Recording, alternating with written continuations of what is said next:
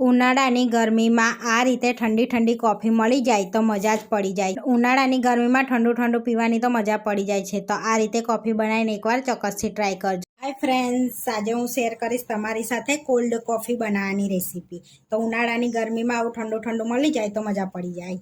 તો અહીંયા મિક્સરના બાઉલમાં આપણે 2 ટેબલ સ્પૂન જેટલી કોફી લઈ લઈશું. આ બીજી ટેબલ સ્પૂન. એ જ માપથી આપણે 3 ટેબલ સ્પૂન ખાંડ લઈ લઈશું. તો હવે આપણે એની અંદર આઈસ ક્યુબ કર્યા વગર પીસી લઈશું. હવે મિક્સરમાં આપણે પીસી લઈશું એને. હવે આપણે ચેક કરી લેવાનું છે. આપણે ખાંડ પીસાઈ ગઈ છે અંદર જ. હવે પહેલાં આપણે એક આઈસ ક્યુબનો ટુકડો એડ કરી અને ફરી પીસી લઈશું. હવે આપણે બીજો આઈસ ક્યુબ એડ કરીશું એની અંદર.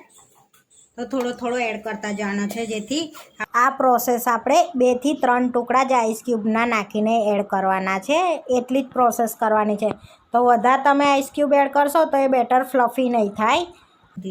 અને મિક્સરને ઠંડુ રહેવા દેવાનું, ગરમ થવા નહીં દેવાનું. તો હવે આપણે જોઈ લઈશું.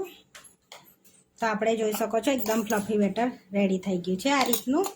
તો આ રીતનું બેટર થઈ જાય ને એટલું આપણે ફેટી લેવાનું છે સરસ એવું. હવે આપણે સર્વ કરી લઈશું. તો અહીંયા કાચનો ગ્લાસ લઈ લીધો છે.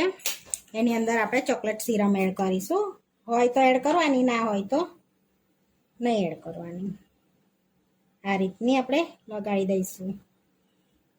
તમે ચાયનીમાં બી ફેટી શકો છો. હવે 2 આઈસ ક્યુબ એડ કરીશું. તમે આ બેટર ચાયનીમાં, મિક્સરમાં યા બ્લાઇન્ડરથી બી કરી શકો છો. તો હવે ઠંડુ ઠંડુ દૂધ એડ કરવાનું છે આપણે એની અંદર. હવે જે કોફી બનાવી છે ને એને આ રીતે એડ કરી દઈશું ઉપરથી આપણે. હવે આપણે ચોકલેટ સિરમ એડ કરીશું એની પર. પાસે ચોકલેટ સિરમ ના હોય તો તમે એની ઉપર કોફી પાવડર પણ ચાયનીથી ચારી શકો છો. હાર્ટ શેપ પણ બનાવી શકો છો. તો આપણે ઠંડી ઠંડી કોફી બનીને રેડી થઈ ગઈ છે. જોઈ શકો છો સરસ એવી ઠંડી કોફી બનીને રેડી થઈ ગઈ છે. આ વિડીયો જોવા માટે મારી ચેનલને સબસ્ક્રાઈબ કરો, લાઇક કરો અને શેર કરો. અને તમે જરૂરથી ટ્રાય કરો. ફરી મળીશું નવા વિડીયોમાં. અને કોમેન્ટ કરીને જરૂરથી જણાવજો કે તમને આ મારી રેસીપી કેવી લાગી.